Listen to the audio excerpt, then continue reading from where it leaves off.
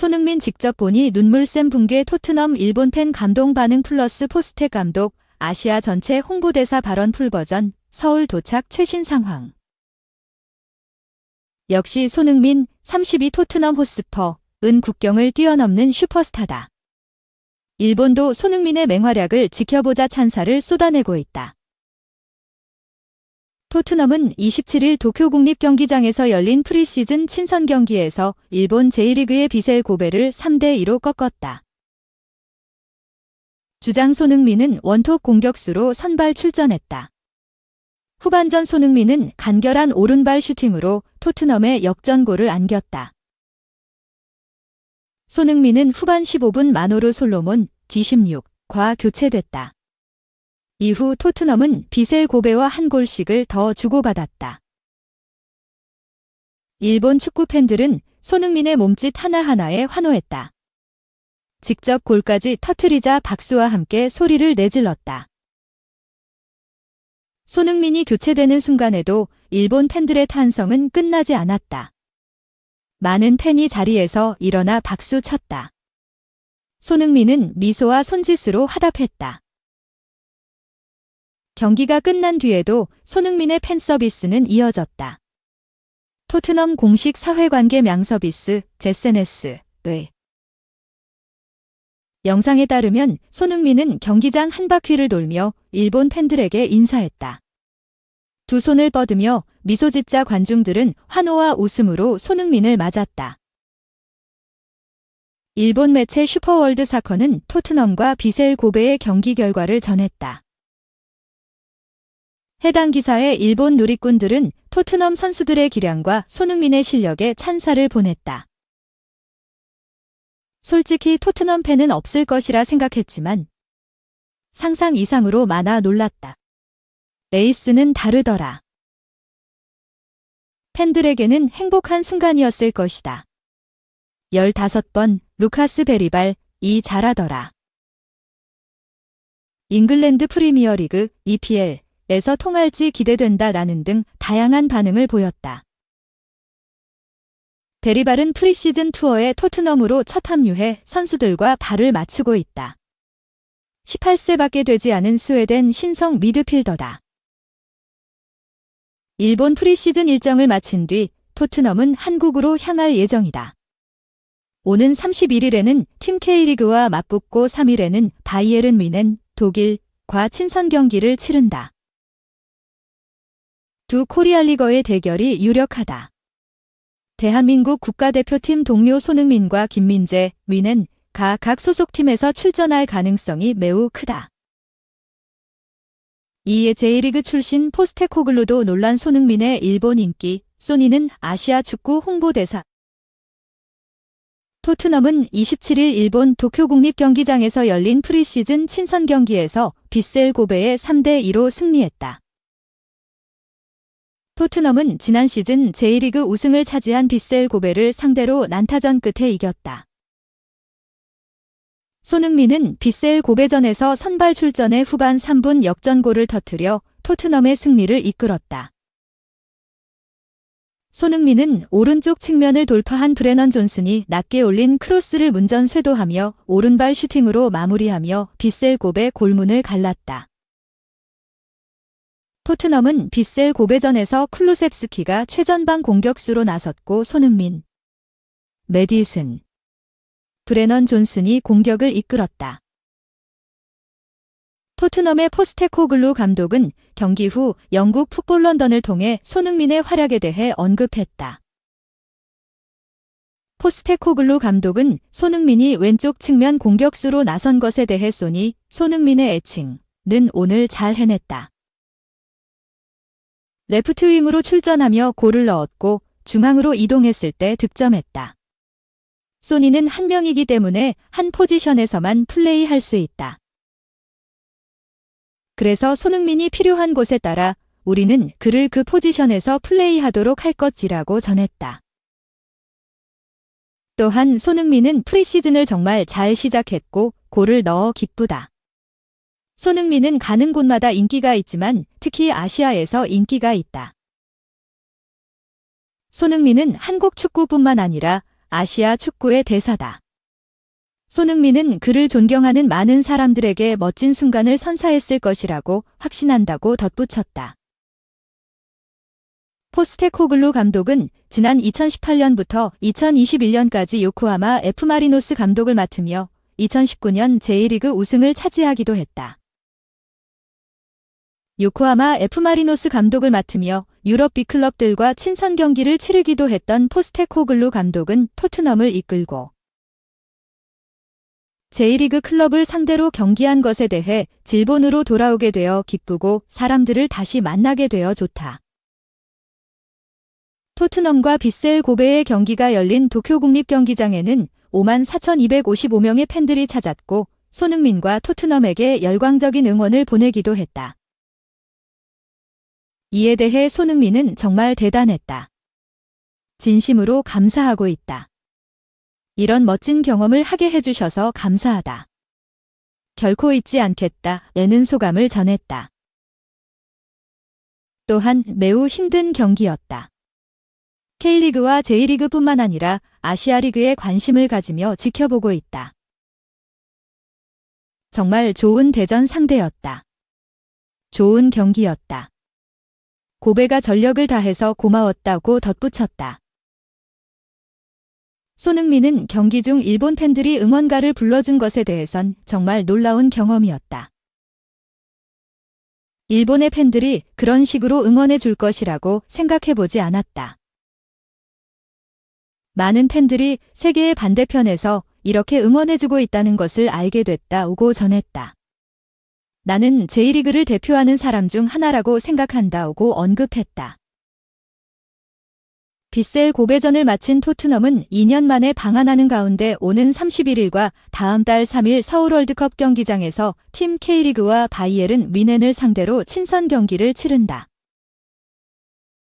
토트넘의 주장 선임 후 선수단을 이끌고 첫 방한하는 손흥민은 일본에서 멋진 경험을 했고 모든 것이 좋았지만 한국의 토트넘 동료들과 함께하는 것은 차원이 다르다. 한 차원 위의 일이다. 우리는 100%로 준비해서 최고의 모습을 보여줘야 한다. 토트넘 동료들과 함께 한국으로 가는 것은 두 번째다. 다시 한번 성공적이고 멋진 경험을 하기를 기대한다는 뜻을 나타냈다. 3. 한국. 정말 다르다. 도대체 이런 관심은 뮌헨 콤파니 감독. 라면도 먹었어. 바이에른 뮌헨은 3일 서울 월드컵 경기장에서 토트넘을 상대로 친선 경기를 치러 2대1로 이겼다. 김민재는 한국에서 열린 토트넘과의 프리시즌 친선 경기에 선발 출전해 수비진을 이끌며 팀 승리를 함께했다. 맨시티 뱅상 콤파니 감독은 4일 미하 한국 시간 티온라인에 게재된 인터뷰서 한국에 대한 감정을 숨김없이 나타냈다. 콤파니 감독은 바이에른 뮌헨을 환영한 한국 팬들의 응원에 대해 특별한 것이 있다. 바이에른 뮌헨과 맨시티에서도 슈퍼스타가 너무 많이 있었지만 우리가 거리로 나갔을 때 이렇게 많은 관심을 받은 적은 없었다. 이건 정말 다르다며 놀라움을 숨기지 않았다. 바이에른 뮌헨의 시녜텔과 파블로비치는 숙소 근처와 한강을 산책하는 영상을 올리기도 했다. 텔은 원풋볼을 통해 파블로비치와 같이 한강에 가서 라면을 먹었다. 맛있었지만 날씨도 매우 더웠다. 뮌헨보다 훨씬 더 더웠다. 하지만 그래도 좋았다으며 한국인들은 믿을 수 없을 정도로 친절했다. 사람들은 나를 알아보고 영어로 응원의 메시지를 보내줬다으며 고마움을 나타냈다. 텔은 공항에서 팬들에게 선물을 받았는데 많은 분들이 궁금해할 것이다. 축구장에서 찍은 사진이 담긴 카드와 향수와 한국 지도를 받았다. 개인적인 선물이라 너무 기뻤다고 언급했다. 바이에른 뮌헨이 토트넘과의 프리시즌 경기를 앞두고 진행한 팬공개 훈련에 대해서도 텔은 나는 15,000명 앞에서 훈련한 적이 없었다. 정말 인상적이었다며 한국에서의 경험이 특별했다는 뜻을 나타냈다. 한국에서 토트넘을 상대로 프리시즌 경기를 치른 바이에른 뮌헨은 오는 11일 영국 런던 토트넘 핫스퍼 스타디움에서 토트넘을 상대로 한 차례 더 친선 경기를 치른다. 바이에른 뮌헨은 오는 17일 울름을 상대로 2024에서 2025 시즌 DFB 포칼 1라운드를 치르며 시즌 첫 공식전에 나선다. 이어 오는 25일 볼프스부르크를 상대로 2024에서 2025 시즌 분데스리가 1라운드를 치른다. 4. 한국 투어가 손과 마지막. 토트넘 만능 수비수. 이적 임박 메디컬 테스트 예정. 에메르송 로얄이 토트넘 후스퍼를 떠나 AC 밀란으로 이적할 것으로 보인다. 유럽 축구 이적 시장 전문가 파브리시오 로마노는 5일 한국 시간 자신의 SNS를 통해 AC 밀란은 에메르송 영입에 대한 제안으로 1,500만 유로, 약 223억 원의 추가 금액을 포함시켰다. 토트넘과 협상은 아직 최종 단계에 있으며 최종적으로 마무리하기 위해 노력하고 있다. 토트넘은 새로운 우측 풀백 자원을 탐색하기 시작했다라고 전했다. 이탈리아 현지에서는 AC 밀란이 에메르송의 메디컬 테스트를 진행할 것이라는 소식이 나왔다. 이탈리아 매체 투토스포르트는 AC 밀란은 이미 에메르송과 개인 합의를 마쳤다. 세부 사항을 조율하기 위해 토트넘에 연락을 취할 것이다 라고 보도하며 조만간 메디컬 테스트를 진행할 것이라고 밝혔다. 에메르송은 레알 베티스에서 라리가 정상급 활약을 보여줬다. 에메르송은 2021에서 22 시즌 토트넘의 유니폼을 입었다. 곧바로 주축으로 활약했다. 하지만 2022에서 23 시즌 페드로 포로가 합류하면서 백업 자원으로 밀려났다. 에메르송은 백업이 됐지만 낙심하지 않고 팀에 도움이 되기 위해 노력한다. 에메르송은 아쉬운 부분도 있지만 경기에 나설 때마다 제 역할을 해줬다. 에메르송은 주 포지션은 오른쪽 풀백이지만 지난 시즌 왼쪽 풀백으로도 자주 나왔다. 데스티니 우도기의 체력이 떨어졌을 때 엔제 포스테코글루 감독은 에메르송을 내보냈다. 에메르송은 왼쪽에서도 준수한 활약을 보여줬다. 에메르송은 센터백까지 소화했다. 토트넘은 첼시전에서 2명의 센터백을 잃었다. 크리스티안 로메로의 퇴장 징계. 미키 판더 펜의 햄스트링 부상으로 센터백이 에릭 다이어밖에 없었다. 포스테코글루 감독은 발이 느린 에릭 다이어보다는 에메르송이 낫다는 판단을 내렸고 에메르송이 선발로 나왔다. 토트넘 왼쪽 풀백이 전멸하면서 에메르송에게 다시 기회가 왔다. 데스티니 우도기. 라이언 세세뇽. 벤 데이비스가 모두 부상으로 이탈하면서 엔제 포스테코글루 감독에겐 선택지가 없었다. 하지만 에메르송은 리버풀전에서 불안한 수비를 보여줬다. 결국 포스테코글루 감독은 올리버 스킷, 판더 펜을 왼쪽 풀백으로 선택하기도 했다. 에메르송은 영국 스카이 스포츠와 인터뷰를 통해 몸의 위치가 완전히 다르기 때문에 왼쪽 풀백으로 뛰는 건 특히 수비적으로 다른 부분이 있다. 하지만 난 팀을 돕기 위해 여기 있다. 골키퍼로 뛰어도 최선을 다할 것이다. 감독님이 어느 자리에 배치하더라도 내가 잘할 것이라고 믿는다라고 전했다. 이어 지금 우리는 부상이나 출전 정지 징계를 받은 선수들이 있다. 그들은 좋은 선수들이지만 선발로 뛰는 11명으로만 팀이 되는 건 아니다. 큰 성과를 거두려면 전체적으로 좋은 선수단이 있어야 한다라고 덧붙였다.